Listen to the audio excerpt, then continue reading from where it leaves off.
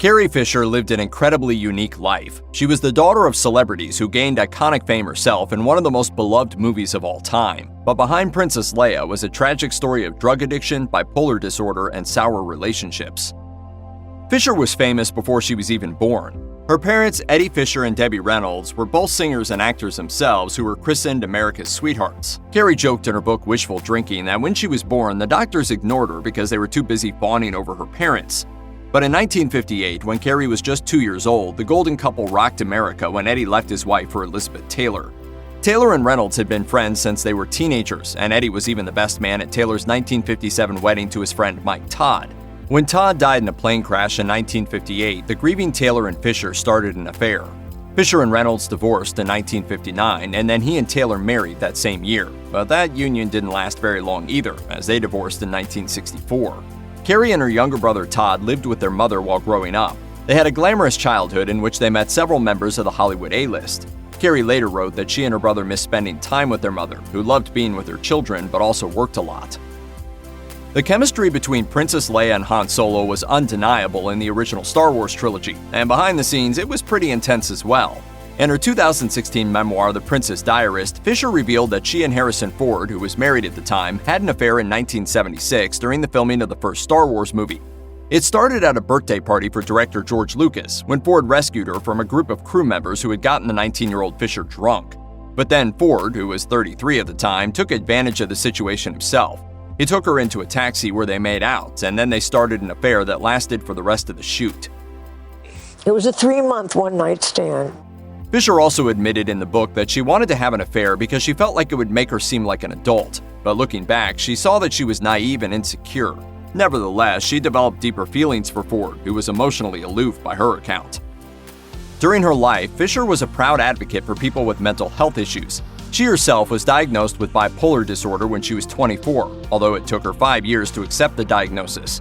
In her 2008 memoir, Wishful Drinking, she described bipolar disorder as having a mood system that functions essentially like weather. Her bipolar usually manifested in mania, although depression became more common as she got older, especially agitated depression, which she described in an interview with WebMD by saying, "I was going much faster than everything else around me and it drove me crazy. You feel out of step with the world."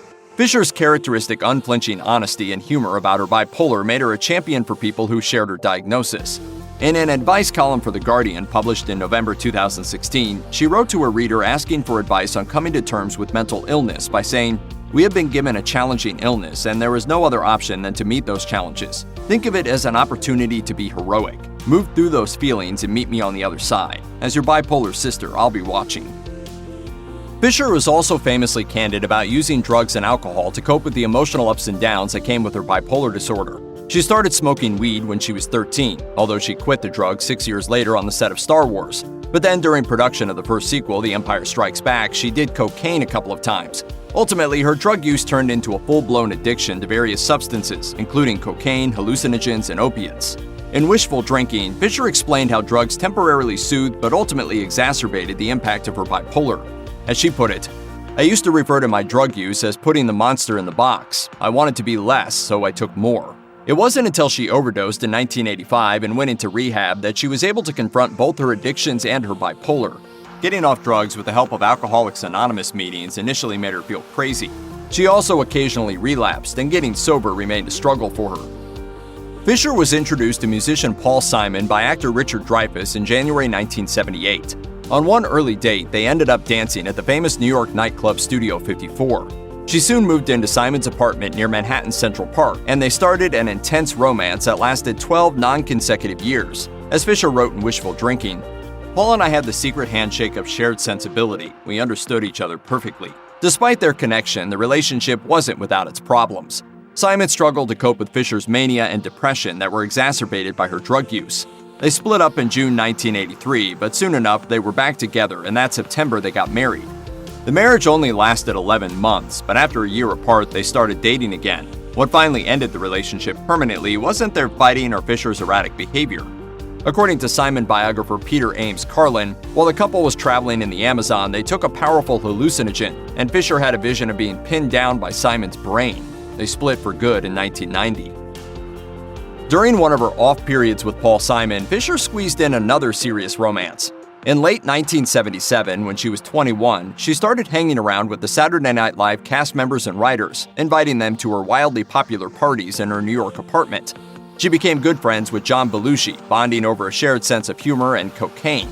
On November 18, 1978, Fisher hosted an SNL episode that featured Belushi and Dan Aykroyd as the Blues Brothers, and the following July, she joined them for the Blues Brothers movie, which came out in 1980. Aykroyd had just split from his girlfriend, and Fisher was fighting with Simon.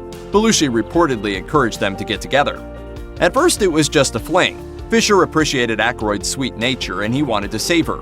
After he literally saved her from choking on a Brussels sprout, the romance got serious. They even got engaged, with Aykroyd proposing on the set of The Blues Brothers. But after filming was completed, the relationship fizzled, and Fisher got back together with Simon. In 1990, a week after breaking up with Paul Simon for good, Fisher met and started dating Bryan Lourd, a senior agent at the Creative Artist Agency.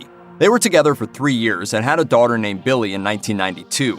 A year later, Lourd left Fisher for a man, although the two of them remained close. As Fisher wrote in Wishful Drinking, "Bryan took such good care of me that I thought, this guy will make a good father. And I was right. He made a great father, and he still does." In October 2016, Lourd married his longtime boyfriend Bruce Bozzi.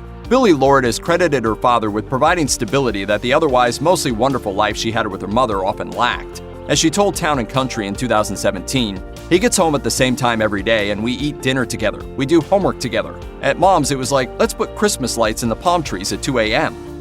Did you, as a kid, have over-the-top birthday parties like Christina Crawford used to? Yeah, there was an elephant at one party. Wow! When Fisher was cast in Star Wars, the production team asked the already slim actress to lose even more weight. They even sent her to what she called a fat farm. She returned the same size and spent the shoot paranoid about being fired. She later admitted in an interview with the Daily Beast that she had serious issues with body dysmorphia. She would continue to feel beat up over her weight for the rest of her life, and her friends often worried that she was too thin. I heard they asked you to lose weight. They did. They always do. In her 2011 memoir, Shockaholic, Fisher revealed that the medications she took to help with her bipolar contributed to her gaining weight. In theory, she was fine with this, but in practice, it bothered her. As she wrote, "I've always wished that I was someone who really didn't care what I looked like, but I do." In 2010, Fisher became a spokeswoman for diet program Jenny Craig. But when Disney called her to reprise the role of Leia for 2015's The Force Awakens, they also sent a personal trainer. Ever the rebel, she reportedly refused to do the exercises and snuck cans of Coca-Cola, as many as 16 per day. Even in space, women are, there's a double standard. For Carrie Fisher, the phrase electroconvulsive therapy used to conjure up frightening images from One Flew Over the Cuckoo's Nest. But the treatment has evolved a lot over the decades, and for Fisher, it helped her treat a major bout of depression, which had led to a drug relapse and a temporary separation from her daughter. In Shockaholic, Fisher wrote that she couldn't remember the experience of getting ECT for the first time. But she also clarified that treatments now typically include an anesthetic and an anticonvulsant before the shocks, which means no thrashing around in agony. She started with 3 treatments 3 times per week, then moved to 1 every 6 weeks. As she wrote, "This thing punched the dark lights out of my depression. It did for me what drugs had done for me. It was like a mute button muffling the noise of my shrieking feelings." The downside was the negative impact on her short-term memory, but as she put it, "Ultimately though, who gives a shit why I can't remember what I can't remember when I feel so much better, right?" But you know what? When you're in the mental hospital, it's kind of okay because it can't get any worse. After Eddie Fisher left his family, his 2 kids lived with their mother. Debbie Reynolds was a devoted mom, but she worked a lot, which sometimes made young Carrie Fisher feel neglected.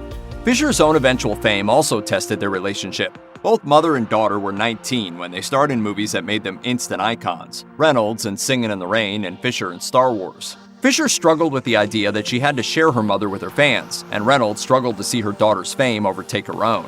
Todd Fisher wrote in his memoir My Girls that his sister thought that their mother was always trying to compete with her, although he felt that the competition was mutual. Mother and daughter reportedly didn't speak with each other during Carrie's 20s, but by the end of both of their lives, they were extremely close, and still arguing. In 2010, Reynolds told the New York Times, "Carrie and I have disagreements and stalemates, but we still walk away loving each other." Their closeness later in life even extended to Reynolds passing away 1 day after her daughter died in 2016. Carrie Fisher died on December 27, 2016, 4 days after she'd had a heart attack on a plane. In June 2017, the coroner's report stated that the official cause of her death was sleep apnea, in which air can't get into the lungs during sleep or unconsciousness. Additionally, tests showed that her blood contained traces of cocaine, heroin, morphine, and MDMA, although it wasn't clear whether these had contributed to her death. Fisher had been open about the fact she'd occasionally relapsed into drug use. Her daughter Billie Lourd issued a statement to People magazine in response in which she wrote, "My mom battled drug addiction and mental illness her entire life. She ultimately died of it. She was purposefully open in all of her work about the social stigma surrounding these diseases." Lourd added, "She talked about the shame that torments people and their families confronted by these diseases. I know my mom. She'd want her death to encourage people to be open about their struggles." If you or anyone you know is struggling with substance abuse, please call the Substance Abuse and Mental Health Services Administration's 24/7 national helpline at 1-800-662-HELP. That's 1-800-662-4357.